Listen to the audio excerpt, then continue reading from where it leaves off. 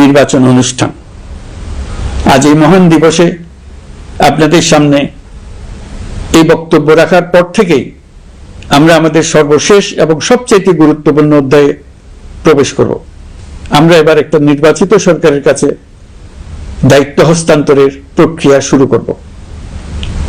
অন্তর্বর্তী সরকারের পক্ষ থেকে আমি প্রধান নির্বাচন কমিশনারের কাছে চিঠি পাঠাবো যেন নির্বাচন কমিশন আগামী রমজানের আগে 2026 সালের ফেব্রুয়ারি মাসে জাতীয় নির্বাচন অনুষ্ঠানের আয়োজন করেন। আপনারা সকলেই দোয়া করবেন যেন সুন্দরভাবে নির্বাচন অনুষ্ঠান করে এদেশের সকল নাগরিক একটি নতুন বাংলাদেশ গড়ার কাজে সফলভাবে এগিয়ে যেতে পারে।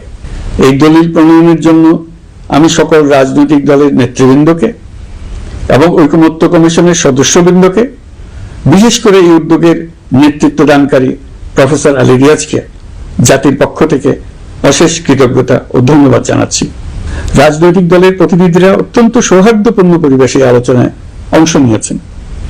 মতপার্থক্য থাকা সত্ত্বেও সকল রাজনৈতিক দলের মধ্যে ঐকমত্য তৈরির চেষ্টা ছিল।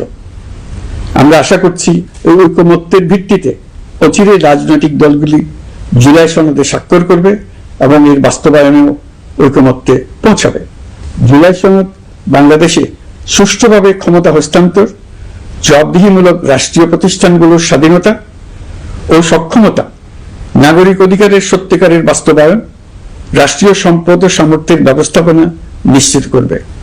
আমাদেরকে নিশ্চিত করতে হবে ভবিষ্যতের কোন সরকারই যেন আর ফ্যাসিস্ট হয়ে উঠতে না পারে।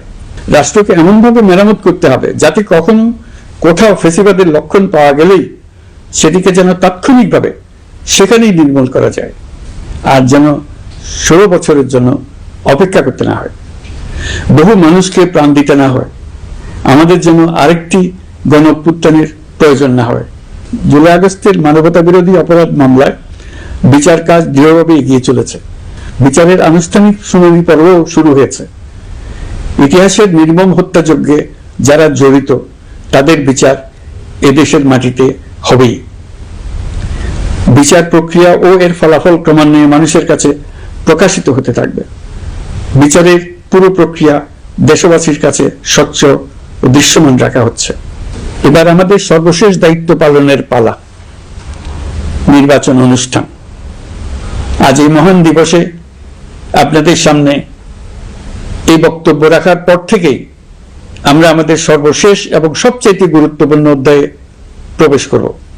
আমরা এবার একটা নির্বাচিত সরকারের কাছে দায়িত্ব হস্তান্তরের প্রক্রিয়া শুরু করব।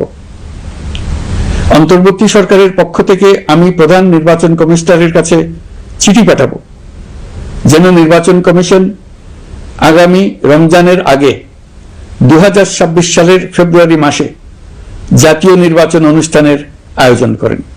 আপনারা সকলেই দোয়া করবেন যেন সুন্দরভাবে নির্বাচন অনুষ্ঠান করে এদেশের সকল নাগরিক একটি নতুন বাংলাদেশ গড়ার কাজে সফলভাবে এগিয়ে যেতে পারে।